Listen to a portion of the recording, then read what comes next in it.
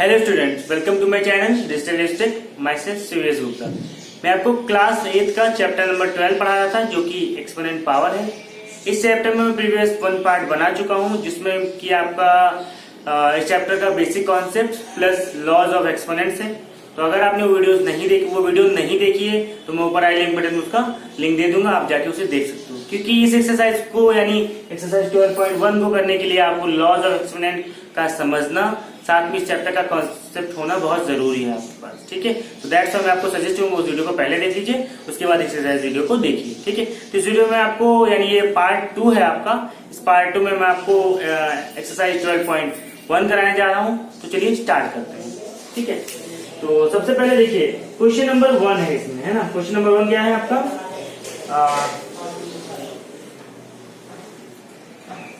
Question number 1 है आपका evaluate. मतलब आपका इवेल्युएट मतलब क्या होता है ये समझिए आप। इवेल्युएट मतलब होता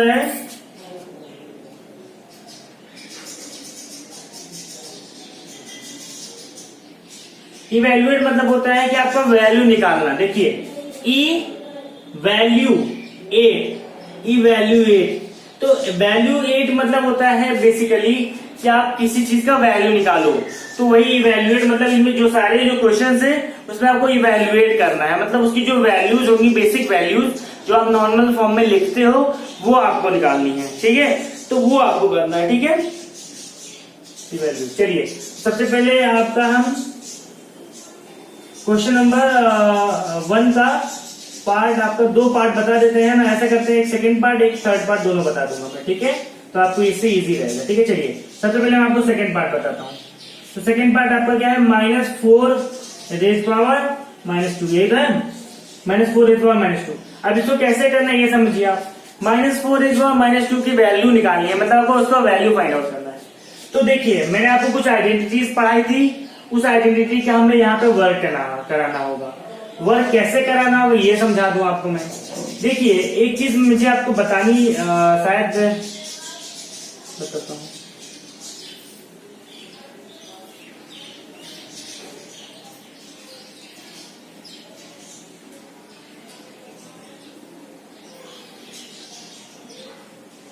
एक आइडेंटिटी मैंने आपको वैसे इसमें आइडेंटिटी लॉज ऑफ आइडेंटिटी में मतलब लॉज ऑफ एक्सपोनेंट में आपके 5 ही दिए हुए हैं, बट एक मेन आइडेंटिटी जो कि इस टाइप के क्वेश्चन को सॉल्व करने के लिए होगी वो मैं बताना भूल गया हूँ आपको। मैं आपको इस वीडियो में बता देता हूँ। देखिए वो आइडेंटिटी ये है, कुछ इस तरह से होती है आइडेंटिटी। ये है छठी आइडेंटिटी। अगर आपने वो प्रीवियस वीडियो देखिए तो उसमें एक आइडेंटिटी आप ऐड कर लीजिएगा, जो होगा आपका a raise power -m equal to 1 by a raise power m।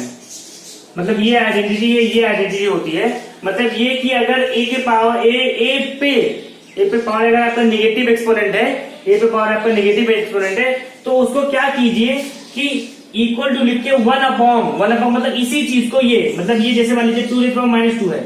अगर ये सिंपल समझा रहा हूं, 2 रेज पावर -2 है, तो इसको क्या करेंगे आप बस ये कीजिए कि सेम चीज लिख सकते हो, बस इसको डिनोमिनेटर में पावर आप पॉजिटिव कर दो, ये जो नेगेटिव इसको पॉजिटिव कर लो, बस 1 बाई कर दो। 1 बाई करने से ये जो नेगेटिव पावर है ना, ये पॉजिटिव बन जाता है। तो इसको ऐसे तो समझिए a raise power -m is equal to 1 upon a raise power m हो जाता है। ठीक है, मैंने क्या बोला? a raise power -m is equal to 1 upon a raise power m हो जाएगा। तो दिस इज द मेन। मतलब ये इतना बेसिक बहुत इजी है कि अगर आपका पावर नेगेटिव में है तो आपको उसे पहले पॉजिटिव बनाना होगा, क्योंकि नेगेटिव पावर आपका जनरली आप नहीं देखते हो। सो दैट्स व्हाई आप इसको क्या करो कि इसका जो पावर इसको पॉजिटिव बनाने के लिए क्या करो, बस इसको 1 बाई कर दो। 1 बाई 2 रेज पावर -2 को आप 2 लिख सकते हो, यानी पॉजिटिव पावर हो जाएगा। तो देखिए यहाँ पे 2 लिखा, वैसे ही सवाल लीजिए। ठीक है, तो इसको कैसे करेंगे देखिए ध्यान से। जब भी आप इस टाइप के क्वेश्चंस को किया करो, इसके लिए आपको साइड में जो आप आइडेंटिटी यानी लॉज ऑफ एक्सपोनेंट यूज करते हो उसको साइड में लिखना बहुत जरूरी होता है, क्योंकि आप उसमें कौन सा एक्सपोनेंट लॉज लिख के यूज कर रहे हो या आइडेंटिटी, बेसिकली आप आइडेंटिटी भी बोल सकते हो, कौन सा आइडेंटिटी उसको लिखना बहुत जरूरी है। ठीक है, तो दैट्स व्हाई मैं इसको लिख रहा हूँ। यहाँ पे मैं सीन्स करके लिखूंगा a raise power -m is equal to 1 upon a raise power m। ठीक है, ये आपका आइडेंटिटी होगा। Since a raise power -m is equal to 1 upon a raise power m। तो ये आपकी आइडेंटिटी है। नाउ अब इसको सॉल्व करने कैसे करेंगे? देखिए ये मैंने इसलिए लिखा क्योंकि मैं इसको इसमें यूज करने वाला हूँ। देखिए ध्यान से, यहाँ पे देखिए आपको ये जो -4 है ना, 4 इसके 4 के मतलब साइन से मतलब नहीं, 4 का साइन कुछ भी होगा, आपने 10 देखा है, -25 देखा है, ये सब तो देखा हुआ है, लेकिन आपने -25 -4 नहीं देखा है। हाँ ये देखा है, -25 देखा है, ये देखा है, लेकिन ये नहीं देखा है। सो दैट्स व्हाई मैं आपको बस ये कहना चाह रहा हूँ कि ये जो 4 का नेगेटिव है इससे कोई मतलब नहीं है, हमें बस ये 2 का पावर चेंज करना होगा, ठीक है। तो समझिए आप क्या कीजिए, देखिए मैंने बताया आपको ये आइडेंटिटी, मतलब अगर आपको देखिए यहाँ पे आपका बेस क्या हो गया है, बेस आपका है -4 नहीं है बेस आपका -4, देखिए ब्रैकेट के हो, यहाँ पे ब्रैकेट भी लगा हो ताकि ये समझिए आपकी जो -2 पावर है, ये -2 पावर ये आपका 4 पे नहीं, ये आपका -4 पे। सो दैट्स व्हाई आपका ए क्या हो जाएगा, ये आपका ए पूरा जो ये -4 आपका ये होगा। सो दैट्स व्हाई यहाँ पे क्या हो जाएगा, आपका -4 पूरा क्या हो जाएगा, डिनोमिनेटर में चला जाएगा, ठीक है। और 1 बाई मैंने बताया अभी आपको कि इसको डिनोमिनेटर बनाने के ऊपर न्यूमरेटर में 1 रखना होगा, ठीक है। आप सुनिए, ये जो पावर -2 है बस क्या हो जाएगा, कुछ नहीं, बस ये -2 का 2 चेंज हो जाएगा। आप सुनिए ध्यान से, यहाँ पे क्वेश्चन लिखा उसके नीचे इक्वल करके प्रोसीड करिए, इक्वल फिर इक्वल, ठीक है। 1 बाई -4 का स्क्वायर मतलब क्या होता है, -4 इंटू -4, यही तो होता है।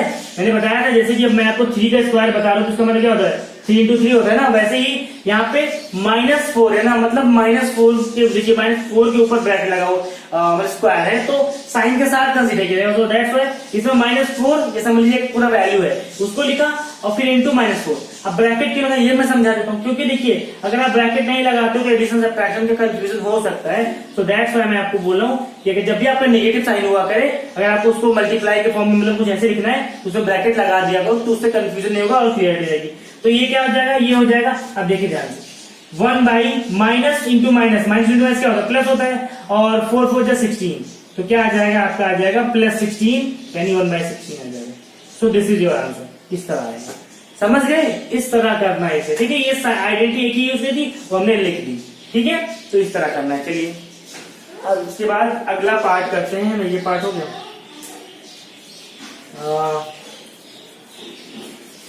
सेकेंड हो गया ना। अब इसके बाद नेक्स्ट पार्ट कौन सा है, देखिए नेक्स्ट पार्ट है आपका मतलब इसी का थर्ड पार्ट बता देता हूँ, देखिए सुनिएगा समझिएगा अच्छे से। 1/2 रेज़ पावर -5 ये आपका क्वेश्चन है, इसको सॉल्व करना है। कैसे सॉल्व करेंगे ये समझिए, देखिए ध्यान से, यहाँ पे भी पावर आपका क्या है, नेगेटिव में, पावर क्या है आपका नेगेटिव में है। तो वही चीज मैंने बताया, अगर पावर नेगेटिव है तो पहले इसको पॉजिटिव बनाने के लिए वही a raise power -m is equal to 1/a/n। ये आपको साइड में रीजन लिखा हूं क्योंकि आप इसको यूज कर रहे हो। तो यहाँ पे क्या होगा 1 बाई, अब ये देखिए यहाँ पे आपको a समझना होगा, ब्रैकेट के अंदर क्या है आपका 1/2 है, तो 1/2 आपका पूरा a हो जाएगा, ठीक है। आपका a जो है 1/2 पूरा होगा, तो दैट्स 1/2 क्या हो जाएगा आपका होल, और यहाँ पे पावर जो निगेटिव थे बस वही पॉजिटिव कन्वर्ट कर दिया जाएगा, ठीक है। अब सुनिए आ ध्यान से, 1 बाई, अब ये समझिए, देखिए मैंने आपको एक और आइडेंटिटी बनाई साइड में, ये मैं आपको लिखना भी पड़ेगा। आपको मैंने बताया था कि a raise power m by b raise power m is equal to क्या होता है, a by b whole raise power m, ये बताया था कि नहीं बताया था। आप लॉज ऑफ एक्सपेरिमेंट में चाहो तो जाके चेक कर सकते, ये बताया था।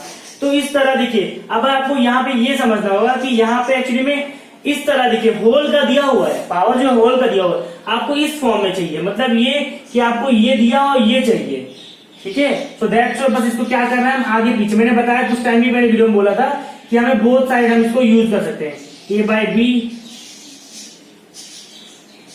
By B whole raise power m is equal to a raise power m by b raise power m, ठीक है। तो ये मतलब ये कि इस तरह दिया इसको इस तरह भी लिख सकते हो, मतलब ये कि 1 rays power 5 by 2 rays power 5, ठीक है। ये 1 होल का है जो यहाँ पे ना, इसको हमने ओपन किया। अब ये समझिए, इसे समझा देता हूँ।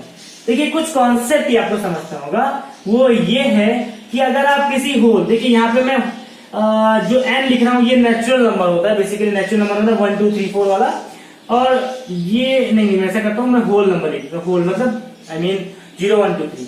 किसी अगर होल नंबर को अगर आप किसी फ्रैक्शन से, फ्रैक्शन मतलब जिसमें न्यूमरेटर और डिनोमिनेटर होता है, अगर आप किसी होल नंबर को किसी फ्रैक्शन से डिवाइड करते हो, उस केस में क्या होगा कि ये जो डिनोमिनेटर है ये इसके न्यूमरेटर मतलब ये होल नंबर में जाके मल्टीप्लाई हो जाएगा, मतलब ये w into d by n हो जाएगा, ठीक है। ये तो हो गया कि जब आप किसी होल नंबर को किसी फ्रैक्शन से डिवाइड किए, ठीक है।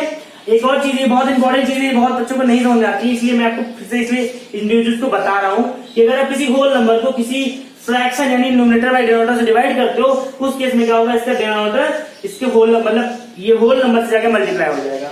ये हो गया इसका रिजल्ट। ठीक है, एक और होता है कि अगर आप मान लीजिए किसी फ्रैक्शन को आप n/d है, इसको किसी होल नंबर से डिवाइड करते हो, किसी फ्रैक्शन को किसी होल नंबर से डिवाइड करते हो, यानी फ्रैक्शन आपका पहले था उसको हमने होल नंबर से डिवाइड किया, उस केस में क्या होगा कि इसका जो आपका डिनोमिनेटर यानी ये होल नंबर जो है, यानी सब जो नंबर से हमने डिवाइड किया है वो इसके डिनोमिनेटर में जाके मल्टीप्लाई होगा, न्यूमरेटर में डिनोमिनेटर में, क्योंकि यहाँ पे हमने एक फ्रैक्शन को किसी होल नंबर से डिवाइड किया है, यहाँ पे क्या था किसी होल नंबर को फ्रैक्शन से डिवाइड किया था। सो दैट्स व्हाई अगर आपका किसी फ्रैक्शन को होल नंबर से डिवाइड किया तो ये क्या हो जाएगा, ये हो जाएगा n/d इंटू w। ठीक है, तो ये था कुछ कॉन्सेप्ट जो कि मुझे आपको बताना था, क्योंकि इसमें हमें यूज करना है। अब ये देखिएगा, यहाँ पे देखिए कि होल नंबर था कि तो 1 क्या है होल नंबर आपका, उसको हमने किसी फ्रैक्शन से तो डिवाइड किया, देखिए 1 होल नंबर उसको फ्रैक्शन डिवाइड किया नहीं किया। सो दैट्स व्हाई अब आपका क्या होगा, ये 2⁵ क्या हो जाएगा ऊपर जाके, क्योंकि देखिए मैंने बताया डिनोमिनेटर ऊपर जाके मल्टीप्लाई, तो 1 इंटू 2⁵ मतलब 2⁵, क्योंकि 1 से मल्टीप्लाई करें वही हो सकते हैं। अब भाई 1⁵ मतलब 1, क्योंकि 1 का पावर चाहे जो हो आपका, किस 1 का पावर चाहे जितना भी हो वो तो आपका 1 ही आएगा ना, क्योंकि 1 इंटू 1 इंटू 1 कितनी बार भी करो वही आएगा। 2⁵ मतलब क्या होता है, 2 into 2 into 2 into 2 into 2, 2 into 2 into 2 into 2 5, 3 to 5 है ना, तो 2 2 जा 4, 4 2 जा 8, 8 2 जा 16, 16 जा 32, तो 32 आ जाएगा, ये आपका आंसर हुआ। आई होप आपको ये भी समझ में आ गया ना, जो मैंने ये बताई ये एक चीज याद रखिएगा, जिससे आपको बहुत भी आपके आगे भी, ये बहुत छोटी चीज है लेकिन इसमें बहुत लोग कंफ्यूज हो जाते हैं, गलतियां कर देते हैं। ठीक है, इसलिए मैंने आपको बता दिया ना। 1 हो गया, क्वेश्चन नंबर 2 की तरफ मूव करते हैं। ठीक है,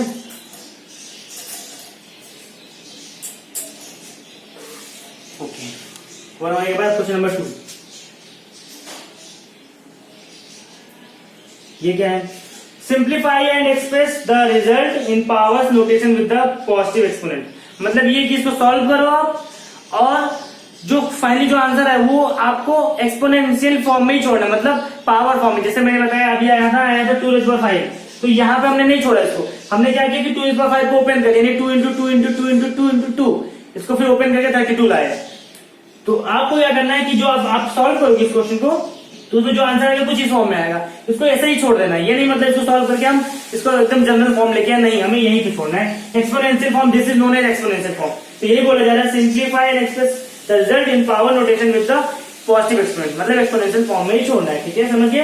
अब पॉजिटिव एक्सपोनेंट क्या है, मतलब ये कि आपका जो जैसे 2⁵ आ जाए तो ठीक आंसर सही है, लेकिन आपको मान लीजिए अगर 2⁻⁻5 आया, मान लीजिए -5 आया, तो इसको क्या कीजिए, वही चीज है कि -5 आप यहाँ नहीं छोड़ सकते, आपको क्या करना होगा, आपको वही 2⁻1/2⁵ ला, मतलब इसको ये लिख दीजिए, मतलब फाइनली आपको आंसर ये छोड़ना होगा, ये नहीं। क्यों, क्योंकि इन्होंने बोला पॉजिटिव एक्सपोनेंट होना चाहिए, मतलब पावर का जो मतलब बेस का जो पावर होना चाहिए वो पॉजिटिव होना चाहिए। तो अगर आपका नेगेटिव है तो उसको ऐसे 1 करके पॉजिटिव बना के तो आप आंसर लिख सकते हो। ठीक है, समझ गया हो मैं क्या समझाना चाह रहा हूँ। ठीक है, तो सबसे पहले इसमें देखिए 5 क्वेश्चन है, मैं आपको 2 ही बताऊंगा। ठीक है, मैं आपको ऐसा करता हूँ, मैं आपको एक थर्ड बता देता हूँ। ठीक है, थर्ड देखिए क्या है, थर्ड है आपका -3⁴ इंटू 5/3⁴ ये था आपका क्वेश्चन। ठीक है, इसको सॉल्व करना है, अब करिए, बहुत इजी है। देखिए ध्यान से, -3⁴ मतलब क्या होता है, देखिए आपको ये चीजें समझनी होंगी कि पहले ओपन कर लेते हैं ना, पहले -3⁴ इंटू 5⁴ मतलब क्या, देखिए मैंने बताया था आपको साइड में वो रीजन है ना, क्या बताया था कि अगर कंबाइन में है a/b होल पावर m है, तो इसको क्या लिख सकते हैं, a/m/b/m। अब यहाँ पे ये चीजें समझनी होगी कि हम आपके लिए यूज क्यों कर रहे हैं, ये भी तो समझना हमारी जरूरी। हम इसलिए यूज कर रहे हैं क्योंकि देखिए यहाँ पे भी -3⁴ है, यहाँ पे भी 3⁴ समथिंग आ जाएगा, मतलब क्या हो जाएगा, क्योंकि एक्चुअली आपको पता होगा कि इस केस में ऐसा, अगर किसी फ्रैक्शन से मल्टीप्लाई करते हैं तो ये कटते हैं, जो भी कटना होता है ऐसे ऐसे कटते हैं। न्यूमरेटर नहीं कटता है, डिनोमिनेटर नहीं कटता है, न्यूमरेटर डिनोमिनेटर करता है और डिनोमिनेटर न्यूमरेटर करता है। तो वही मुझे बताना है कि इस केस में यहाँ पे आपका डिनोमिनेटर या आपका न्यूमरेटर की तरह हो जाता है, क्योंकि इसका डिनोमिनेटर 1 हो जाएगा, तो दैट्स ये कट सकते हैं, इसलिए मुझे ये करना पड़ रहा है, इसको ओपन करना पड़ रहा है। तो ये क्या हो जाएगा, ये हो जाएगा 5⁴ डिवाइड बाई 3⁴। ठीक है, समझ गए होगे, ओपन किया है ना। अब ओपन करने के बाद क्या होगा, देखिए समझिए, यहाँ पे इसके बाद ये हो जाएगा कि -3^4 है, -3^4 ओपन होगा, मतलब ये कि देखिए आप चाहो तो ओपन कर सकते हो इफ यू वांट, अगर आप चाह रहे हो ओपन कर लो तभी ठीक है ना, चलो कर ही लेते हैं, है ना। क्योंकि इन्होंने ओपन मुझे करने की जरूरत नहीं है हमें, क्योंकि इन्होंने बोला पावर नोटेशन में छोड़ना है, तो आप ओपन करोगे तो फिर इसको फर्दर पावर नोटेशन में लाना होगा। अब मैं आपको एक चीज समझाता हूँ, अगर देखिएगा एक चीज, अगर आपका मान लीजिए कोई भी नंबर है, मतलब मान लीजिए -a है, अगर -a इवन है तो ये a इवन मतलब सॉरी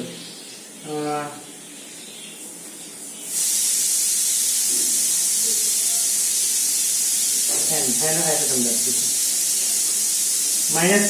-a⁻m है ना। तो इसमें दो केसेस पॉसिबल है, समझाता हूँ क्या कहेगा। अगर आपका n